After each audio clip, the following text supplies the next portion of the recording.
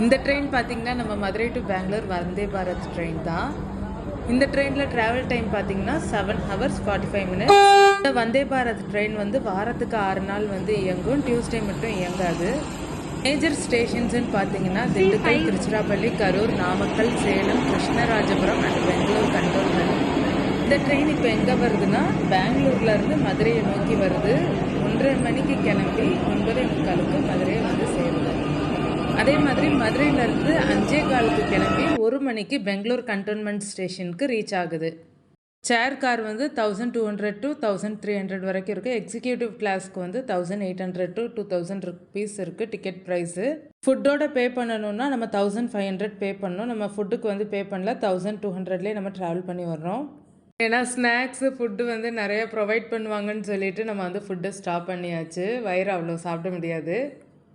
அடுத்தடுத்த ஸ்டாப் வந்து உங்களுக்கு அந்த டிஸ்பிளேயில் வந்து ஷோ ஆகும்.